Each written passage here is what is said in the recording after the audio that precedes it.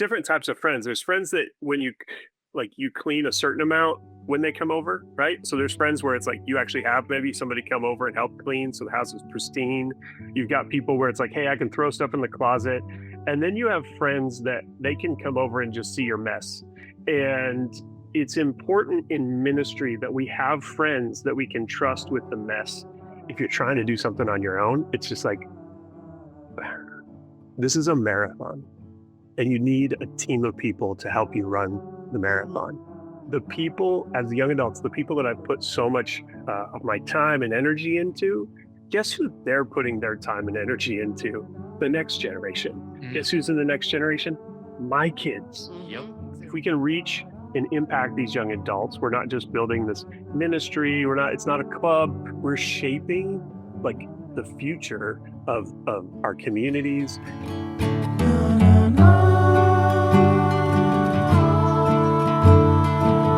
Hey everybody, and welcome to the Young Adults Today podcast. I'm Micah Keneally, and we have a fun conversation with our friend Jared Terpenning.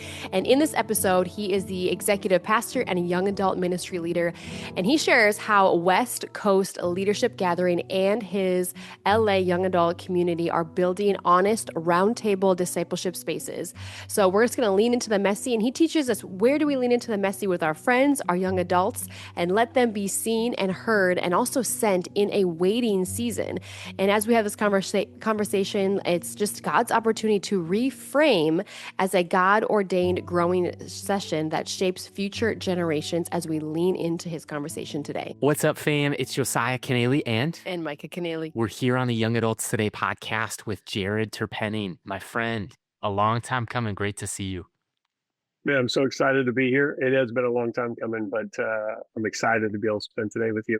Seriously, you're a gift, you're a blessing, you're a friend, and our paths have crossed through Young Adults Today and specifically the West Coast Leader Gathering.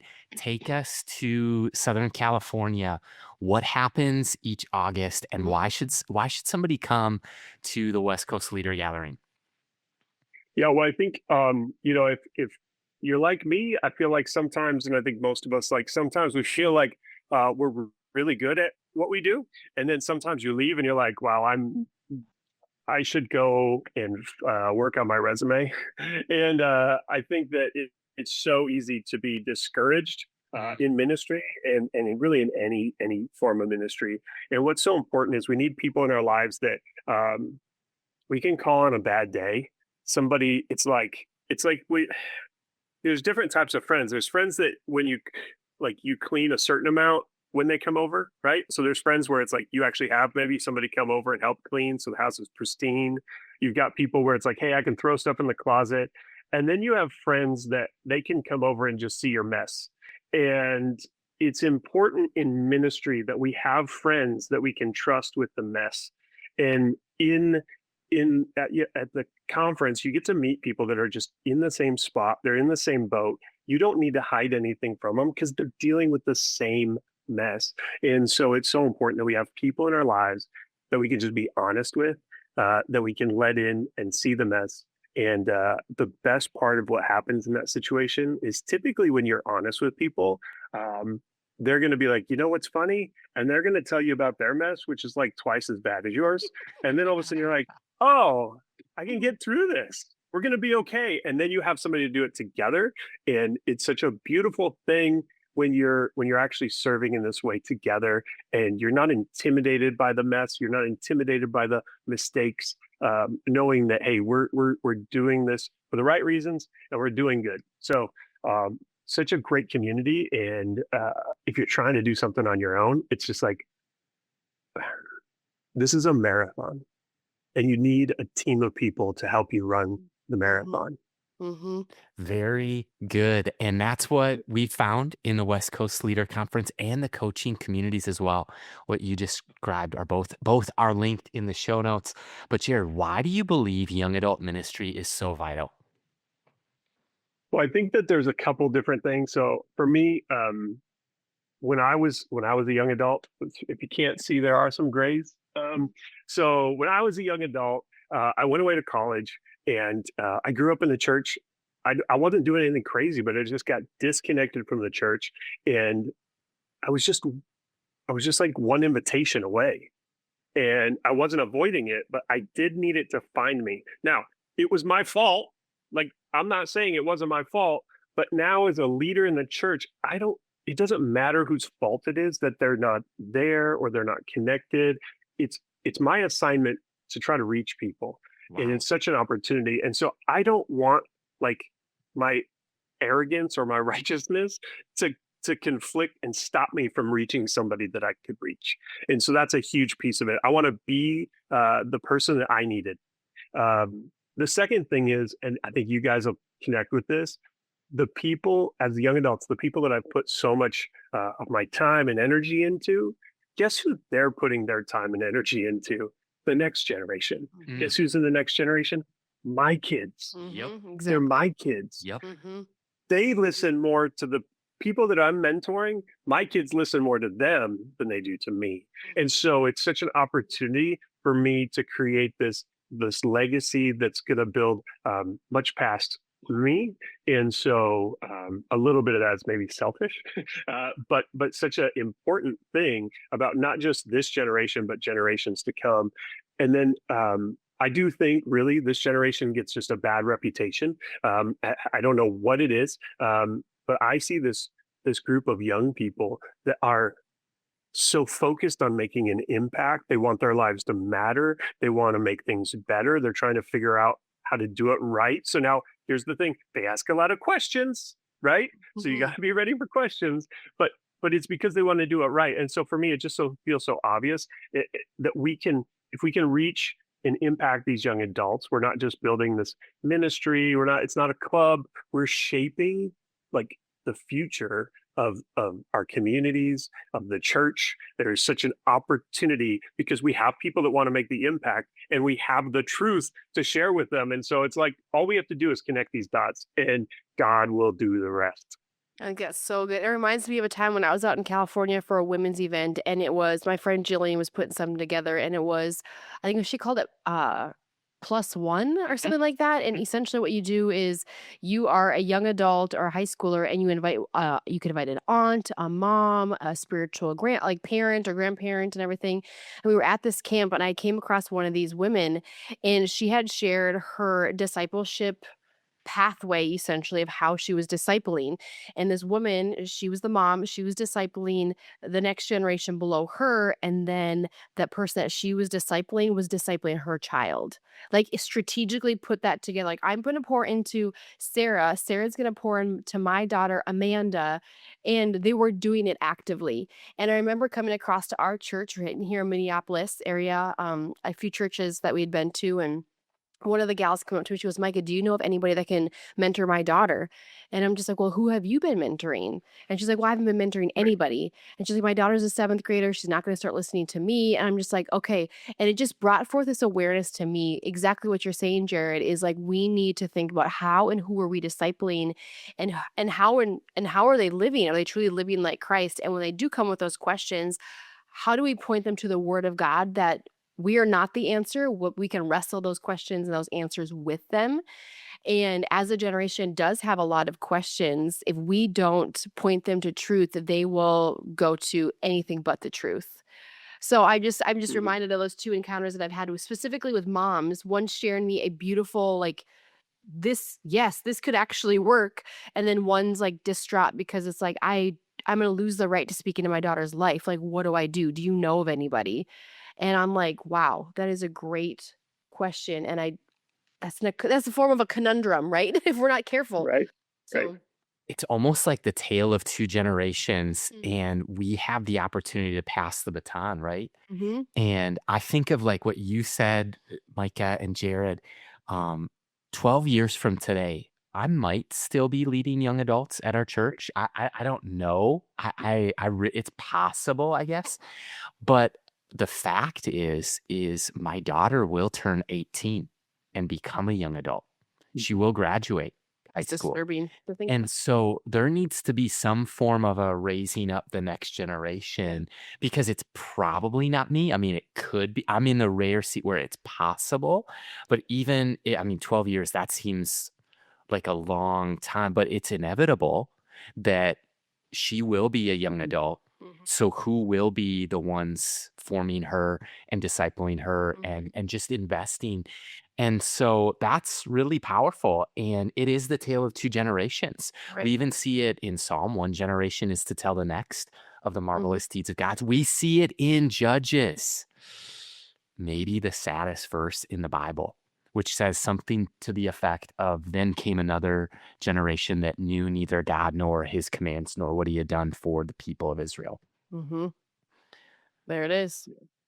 And we're talking today with, in Arizona, one of the directors. We did 4 back-to-back podcast interviews. Griffin McGrath, he oversees the Arizona network of young adult ministries. We talked with a lead pastor, Dr. Chris Hilkin, over in San Diego at College Ave. We talked with Sam over at Elevation. But Chris, Dr. Chris, he is a lead pastor. Mhm. We're now sitting here with our friend Jared Terpenning. You have served as the executive pastor who also leads the young adult ministry. And man, Mm. that fires me up because we talked with Chris and I told him, I think it was offline, but I said, it seems to me that either the breath of life or the kiss of death over young adult ministry at a church is, does the pastor, does senior leadership believe in this? Mhm. And in your case and in his case, you guys are putting your mouth where your money is. You're putting your money where your mouth Yeah. is. And you're putting, most importantly, your time. As the executive pastor, I would imagine, I've never served as one as an XP, but it would seem to me that there's air conditioners, there is office renovations, there's liens or more, or maybe loans, mortgages, different rent, different things that are, there's tithe offering, there's plenty of programs, video announcements, new here, next step. Emails. Yeah, I think so. So I kind of talked about the heart side of my passion, right? And why it really matters to me personally, why it matters to me professionally. Mm, There like it's not just the heart. This makes sense. From the XP role, you don't have to even look at a spirit, even if none of that other stuff was the case. I didn't have kids or whatever. Just open your eyes to whoa, what young adults do wow. in the church. And so if you're leading a church that doesn't have it, like here's the thing. What do young adults bring? They bring energy and excitement, Mhm. right? Come on. Who They doesn't change want the passion and the wave that starts in the student section? I'm going to tell you, when we started a year and a half ago officially, all of a sudden the lobby on Sunday felt different, and that wasn't our feedback. Every meeting was like, for the first like couple months, it was like, it's different. Something's changing. There's a shift happening. And so we start to see young adults bring excitement, energy, just they're not running out of the lobby, right? I call them church ninjas, right? We don't Young adults are not church ninjas. They're coming and they're hanging out. The church ninjas, right? It's like you gotta I don't want to get greeted. You know, they're like, they know where all the secret entrances are. And Mhm. and so but young adults bring the excitement. And then guess what else they bring? They bring their friends. They go, hey, they don't even the people that bring the most people to church are not the smartest, most theologically sound. They're just the most excited, right? So they're like, Mhm. I don't know, but this is not the church I grew up in. You should come with me. You should check this out. We see a huge amount of growth. The best people that give the gift of inviting people and evangel. It's so different than what you know.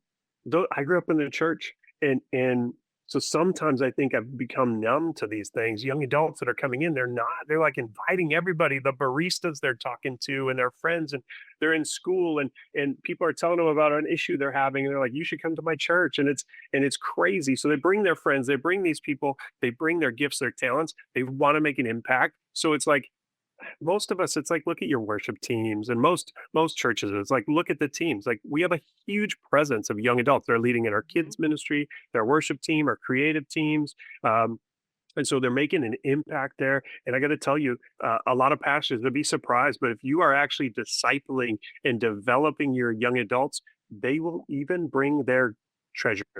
Mhm. They're going to bring their times and their talent, but they're even going to bring their treasure. Now it isn't the same as these professionals of a long time, but that you will be amazed at what young adults, the impact they'll bring when you invest into them. And this is a really special time for the church. I believe that we have the opportunity for the church to change its trajectory, what we've been seeing over the years.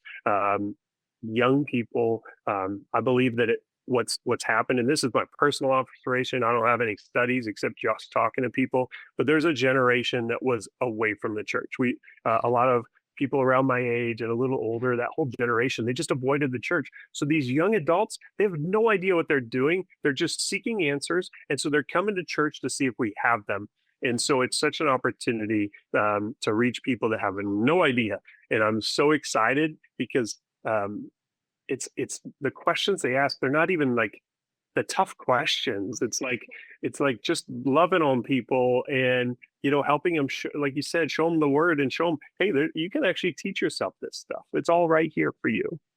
Mm-hmm. Love it. I love it. I think that's so good. Here's a question. If you could tell every young adult in America one thing, what would you want to tell them? So this is a this is a fun thing. So I don't know. Maybe you can have them clip this out if you don't like it. Go But there. It's okay.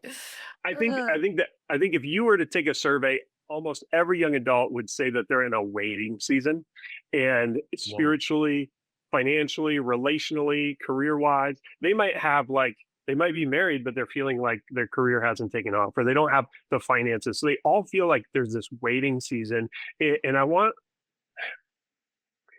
it feels like they haven't like started something, and they're feeling like they're left behind, that other people are ahead. And so this whole idea of a waiting season, I've just really kind of tried to challenge it. And so maybe it's not a waiting season, maybe it's a growing season, right? And so I don't think we talk about this enough and teach people, but like healthy plants don't bloom all the time, Hmm. right? A flower doesn't bloom all the I time. know. A flower No. only blooms a small percentage of its life. The harvest, it's 1 out of 4 seasons. And so if Very you good. are only valuing the blooming season, you will actually not value the majority of your life. That's good. And then the danger is we start comparing our lives to maybe what we're doing, this real bloom. We're looking on Instagram at these fake blooms, and we start comparing ourselves. And fake flowers, they always look good, but there's no growth, there's no return. They don't produce anything. And so real growth, it's slower, it's hidden, it takes time. So instead of asking like, when's my moment, when do I have to stop waiting, it's better, I think, if we can just have them start asking, what is God growing in me right now?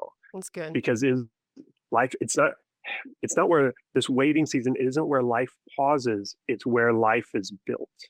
Yeah, I'm always reminding our girls, like, can we do this? Can we do that? Why are we waiting? Wait, I go, welcome to life. Like, life is all about waiting. The moment that you get a husband and have your kids, then you're like, when is the house going to get paid off? When can we go on vacation? I'm waiting for this. I'm waiting for that. So life really is a lot of learning how to exercise patience and trust in God's timing while working in the process and growing, like you said. Prolific author Dr. Alicia Britt Chole. If she writes something, I try to read it. I believe it was in her book, The Sacred Slow. It's possible it was in Anonymous, but one of the themes that this writer chooses is she talks about kind of the soul, and she really focuses on the 4 seasons.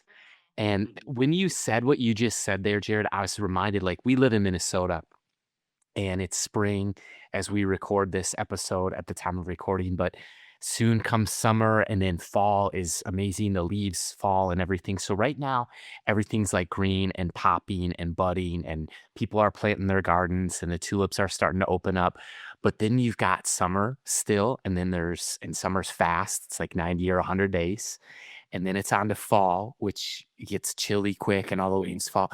And then there's winter. And I think that, didn't Solomon in Ecclesiastes talk a lot too about there's a season for Mhm. everything. Mhm. So there's a season to be a young adult. And if we're not careful, we can wish away beautiful seasons. and miss maybe lessons, moments of enjoyment, and things that Mhm. God is really trying to teach us. And so, hey, getting practical with young adult ministry, that was a word for the Mhm. waiting season of life that maybe the listener, the viewer finds himself in. But talk about like at Hope Unlimited or Unlimited Hope Church in Monrovia, California, in San Dimas, like what does young adult ministry look like for you guys the past year and a half? Yeah, so we meet every Wednesday, and we really, I feel like as we were shaping what it was going to look like, we really were like, God, what do you want to do? And I think it's really easy to like mimic and copy what other churches are doing. So we've got a great church that has a huge ministry, young adult right here in San Dimas with one and all. And so Yes. I could easily just be like, hey, we're just going to copy what they're doing. But that wasn't what God was calling us to do. And it wouldn't make any sense. Like, why would I copy what somebody else is doing? They're seeing success with it. They're doing that. Let's do our thing. Let's do what God's called us to do. And so it's not really a service. We actually we have a message, and then we break into groups with discussion questions. And and I really just wanted, I felt like God wanted us to make sure it was like young adults have access to content, right? There's tons of content Yep. out there, but they don't have access to connection. They can listen to the best sermons all over the world at any time, but they don't always have people who know them, Mhm. challenge them, and will walk with them, people they can call on a tough day. And honestly, and I think some of us could probably say the same thing, but young adults aren't really good at making friends anymore. And so, it's like even for me, my best friends, like one was my neighbor growing up, and one was his last name's Selby, mine's Terpening, so we always got sat next to each other. Like No way. they're our friends, you know what I mean? They're friends by default, not by design. And Whoa. so then as adults, it gets more complicated. And It so really does. we wanted to build something where people could be seen and heard. And so these questions, this discussion time, that's actually the one of the pieces that I've really worked to protect. It's like, hey, I've got a long message. Okay, but we have to keep the discussion, like we need to make sure that they can break in, because we don't want just another we don't need another platform. We need a place where people are listening to them. They've got plenty of places to speak, but they don't have a lot of places where they are heard. And so that's been an important part for us every Wednesday. And then we do quarterly events, I would say, and Nice. those look different. We do outdoor barbecues. We'll do sometimes services. We call it YA night. And what I love is just we really get to get together and be like, hey, what do we want to do? And sometimes we watched we've had a couple that were Dodgers watch parties because they just keep playing on Wednesdays, and so I kind could of go to been that. I could go yeah to that. we That's a fun not team to not watch. not this year, but the year before we played the Yankees, came from behind, Game 5 watch party. It was Mhm. it was so fun.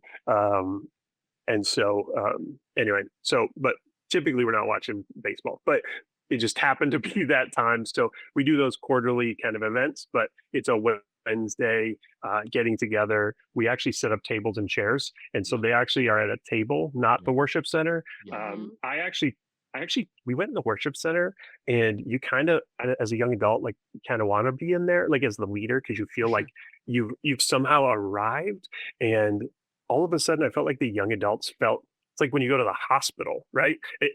All of a sudden it felt like they were like, "Mm." And so in the lobby, they're so much more comfortable, and they have the table. And I feel like, I don't know, there's something there that just allows them to be more comfortable. And then I've encouraged them to buy a paper Bible, like a lot of young adults, Mhm. like Yes. digital Bible. I'm like, hey, there's something beautiful when you Get a get the real book, one. and Yeah. and you get to see how everything works together. So now I'm seeing them bringing journals and Bibles, and it's like such a beautiful, beautiful thing. So Well, you know what? One of the things that we've done, and I'm trying to think of, I don't know if it came from sometimes the wordsmith Andy Stanley has said things that are so sticky and portable, like circles are better than rows.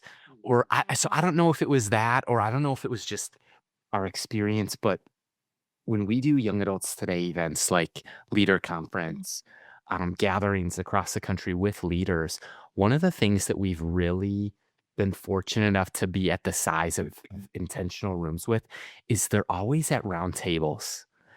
And mhm, something can happen when you share a meal. and there's room to breathe. It's not programmed down to the minute or the second. And like at our home church, we do some hosting on weekend services, and the host spot, it is down to the second. And I understand the time and the place for that. And it's going out to multiple campuses and an online location as well. But I just think that there is something about that environment where you're at a round table and it's unhurried, and you can have, yeah, you can still worship at round tables. You can Mhm. still do a teaching or panels or just, but that discussion, that small group time around the circle, man, I found it to be transformational in those settings. And that's what you're talking about on Wednesday nights for you as well. Yeah, and it's amazing, and we've been able to see just, I mean, that's when I get the questions are written in a way to start the conversation, right? So it's not what are you struggling with, it's what are young adults struggling with, right?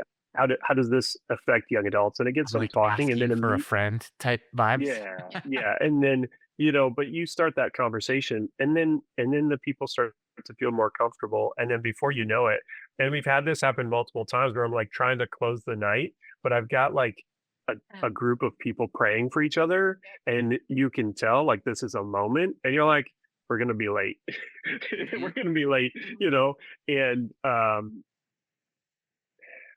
it's hard not to like be emotional, but it's like when God when God chooses you to change somebody's life, like it just that's it, right? And it's such an opportunity and a responsibility. And then when you see young adults, it's so exciting because they have so much life left. Hmm. There's so much time, and being able to help them with their relationships before they're there, being able to help them with their career before they've chose it. You guys obviously talk about the big decisions, right? It's like being able to help them at this season. It is the most it's just such an important season, and for them to know that they've got people fighting for them on their side, and when we can come together as a group, and then they feel it. We say this a lot. We say, hey, we want everything for you and nothing from you, Beautiful. right? That's what it's about, because and LA especially, but I know anywhere in the country for sure, it's like, hey, here's a free gift. It's like, it's not free. What do you want? What do Exactly. you want? Yep. and Freemium. and be and being able to be a place where it's like, no, it really is, this is for you. um it sets it into a different place, and then we see those people's just lives touched through that. And it's amazing. I think of last night, Tuesday night at Emmanuel Young Adults, and I'm thinking about the different conversations that we had. Hmm. Um, and I'm thinking about how so many people come from so many different walks of life, but in a sentence broadly, what I'm seeing is young adults feel ill-equipped Yep. for real world living. And so you've got a young guy who wants to figure out how to get married, and that's his summer goal. And you've got somebody else who wants to figure out how to save money to put a down payment on a home so he can move out of his parents' house. And you've got young adults with questions about dating, about budgeting, about friendship and community. Hmm. You've got people who are struggling with mental health challenges. And there's people who are looking for like practical job stuff, or like I'm bored, or I'm purposeless, or I don't know what my next step is in life, and do any of us. But I think there's this immense pressure culturally in society, and so I picture a third space, which I think we've lost a lot of third spaces. If home is your first space and work or the office or school is kind of a second space, with remote working, and I think a lot of people are struggling, and that third space is missing. Maybe, who was it? Howard Schultz. His goal was that everyone's third space was Starbucks, and he wrote that Mhm. book about it. But I think that it can't just be up to the bank or the coffee shop or the co-working space. I'm just big on the church. We have buildings. There's bank accounts, there's budgets. There's also, hey, psst, home, home cooked meals, hospitality. That starts to sound like Acts chapter 2. Hmm. Well, I think when you Right. when you understand, I think, Jared, you even said it, the power of an invitation, like you were one invitation away. And that's one thing that we say here, like I always say, I should say, like everybody's one invitation away with a relationship with Jesus. It doesn't matter how many times they've been asked, like they're all one invitation away. And when you invite somebody around a small group discussion table or around a table that you're eating, you eliminate the barriers of the back of the head and you're seeing eyeball to eyeball, and that's why we're strategic when we do young adult ministry. I'm working with young adults and they're asking me like, how do we set up the tables for the after party? How do we do this when we're serving food? And I go, I want young adults to awkwardly stand in a long line and have to talk to the people around them while they make their taco in a bag. I'm not Totally. going to do it for them. Totally. And I go, they're like, why do you do that? I go, why wouldn't I do that? If everything's done for them, the expectation in everything in life, which is so small, is going to be, why aren't you providing me friends? Why aren't you, doing this for me? And I'm like, I'm not there to find friends. We're there to provide opportunities for them to, one, find a relationship with Jesus, two, get plugged into the church, three, experience community. So even just the strategies of how to set up the tables of the after party, not that they're sitting at when they eat, but they're getting their meals or they're getting their snacks or whatever. And then they start talking to each other. I'm like, yes, they're stuck in line because people are building their plates. So it's Right. something so small and it's so silly sounding, but I'm like, I've seen it actually work.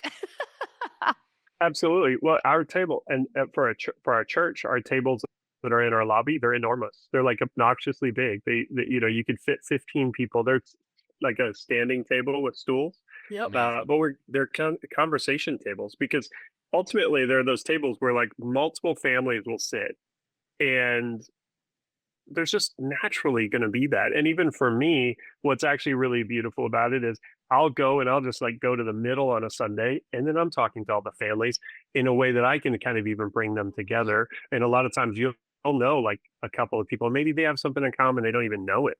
And so, yeah, it's important to be just intentional with all those details. And you're 100% right. And I think that it really is for me, my background, I spent over 20 years in the marketplace. Yep. And so I didn't do this the right way. I didn't go to Bible college. I messed up a lot.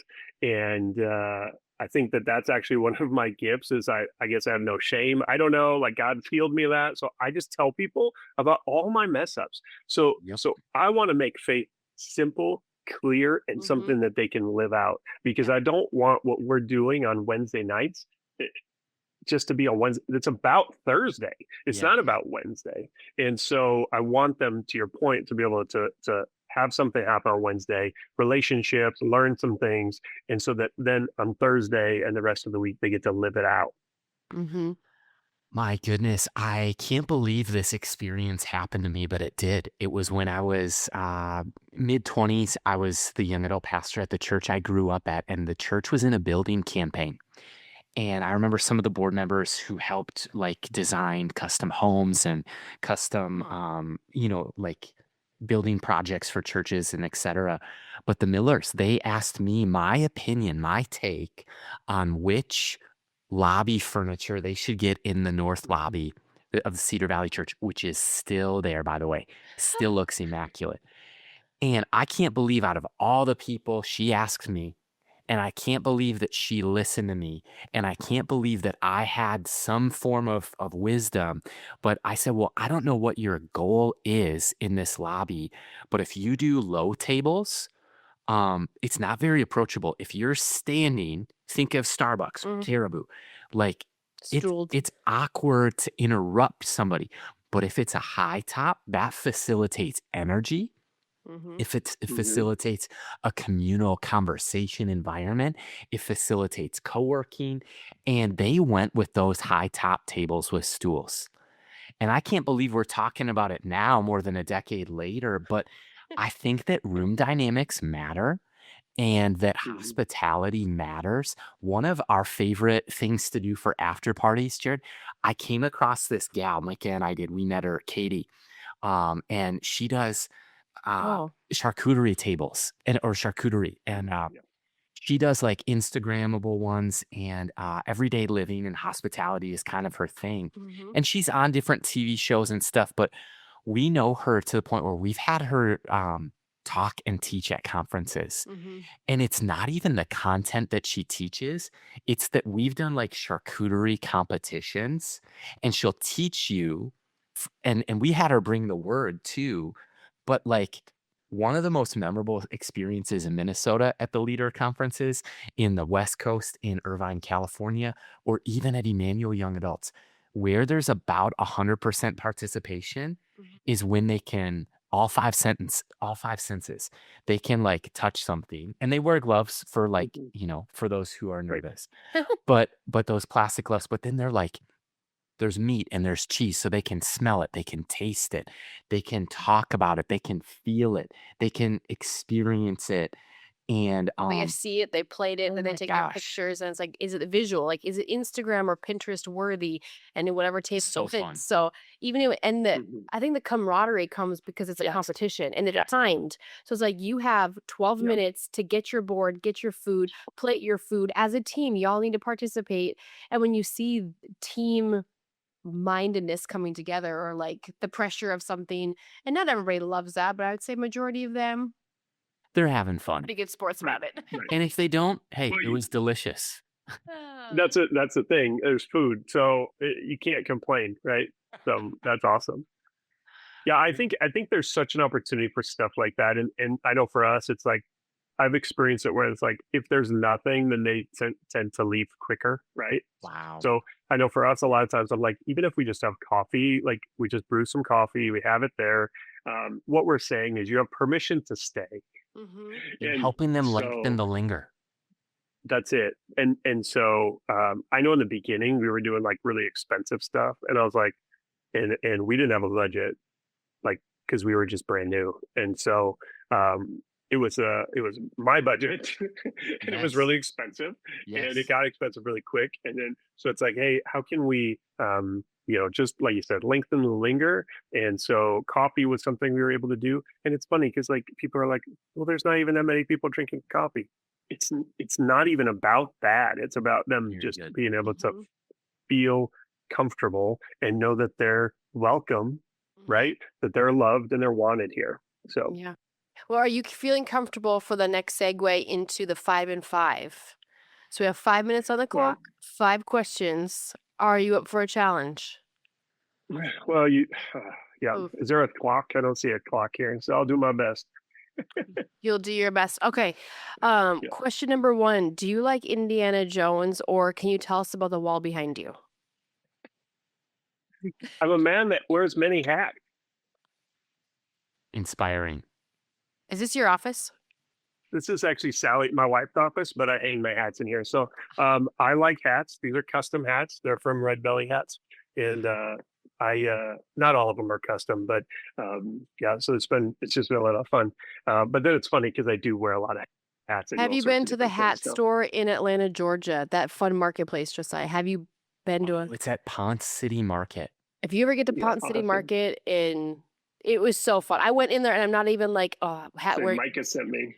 Say Micah sent me. It's like the Mad Hatter. Like, it's crazy. Yeah. You'd geek out in there. Anyway, that Yeah. was question number 1. I just had to ask that. Josiah. Yeah. Okay, you're from the Midwest. You're living in California, doing ministry, young adults. And what is your team like? Who are the sports teams you're cheering for these days?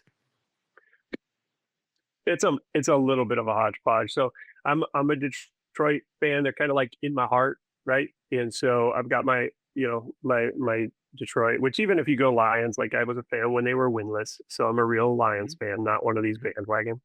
And then I've adopted the Lakers and the Dodgers. I wanted to be a Rams fan. It just didn't really happen. So I'm still mainly a Lions fan. So there you go.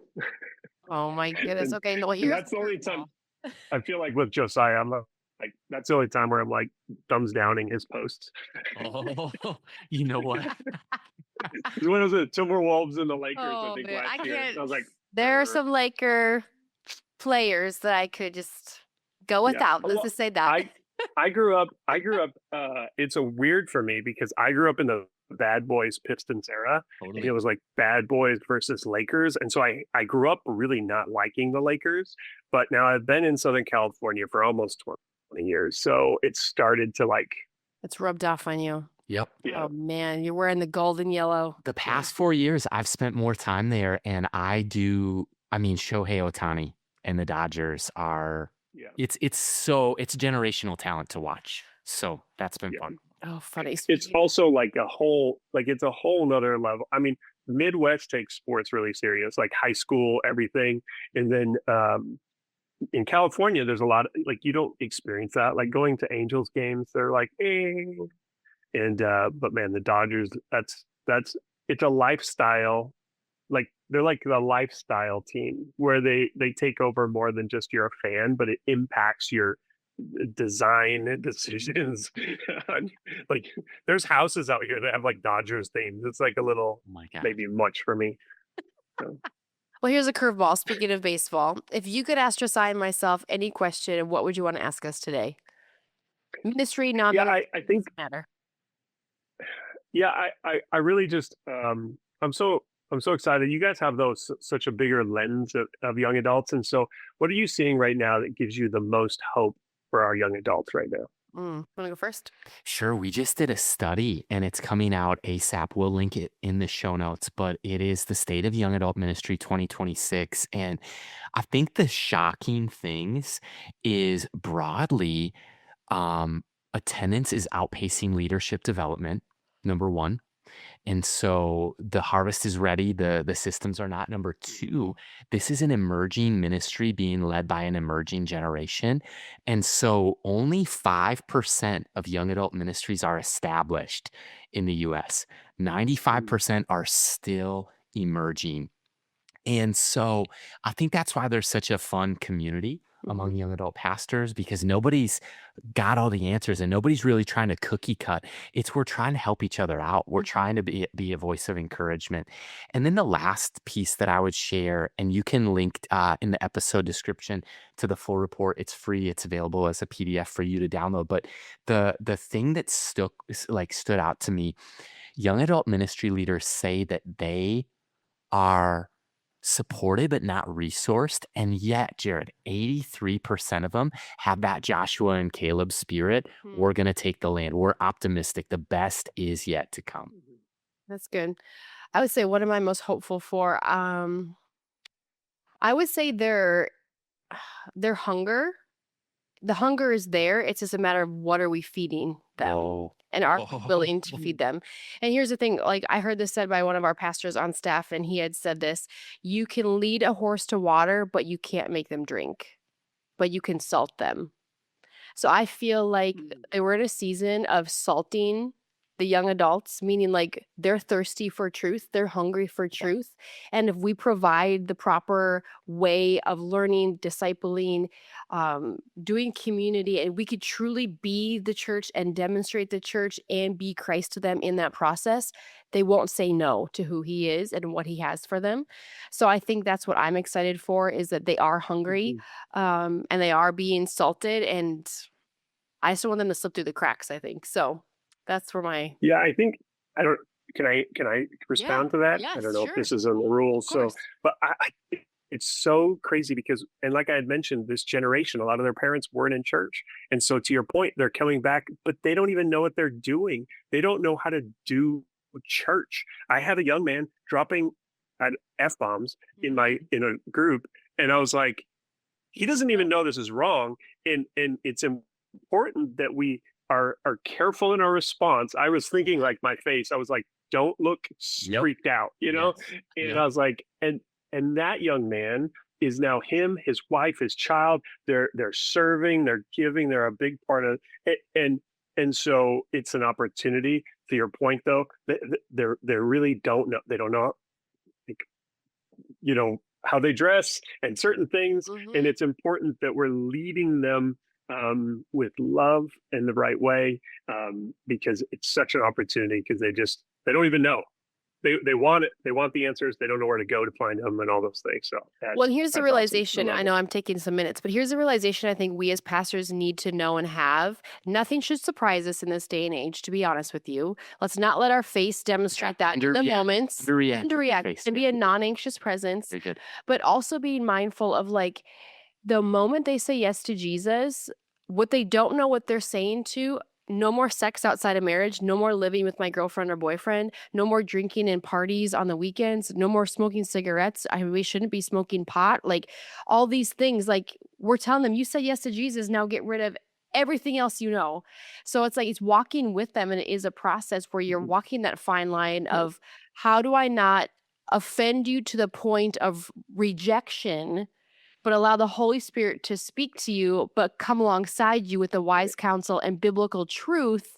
So like there are these bumpers that were like, okay, I love you, and you know what you're doing is wrong, but how do we not scare you out of the church because you're welcome here? Because there's nobody that's perfect. So how do we introduce that standard, the new standard of living? Because when you do become a creation, the old is gone, the new has come. And they're like, I want to get beepity beep blap baptized. I'm like, okay, they want to go through class, Pastor. Right.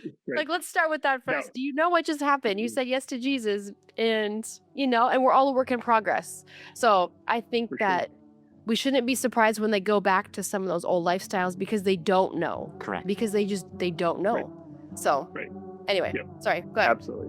Jared, if you were to close this conversation with one piece of encouragement for a young adult, maybe it's for an executive pastor, a lead pastor, but somebody tuning in, what's one piece of encouragement for them? Well, yeah, I'd say honor the season you're in, right? And so, the 4 seasons. So spring is planting, and it should be exciting, and summer is waiting, and that's when the growth happens, right? We've got harvest, which is usually the fun one, right? But don't forget, harvest is also work. And then winter is rest. And so we've got all 4 seasons. We need to make sure we're doing all of them and we're honoring them. If we rush one season, it's going to mess up the next. We can't skip seasons. And, God isn't late. He's intentional. He's got a plan. So keep going. Don't grow weary, and call somebody when you need to. That's good. What a practical note to leave the listener with, to leave us with. Like, why not pick up the phone today? You're listening to Young Adults Today podcast.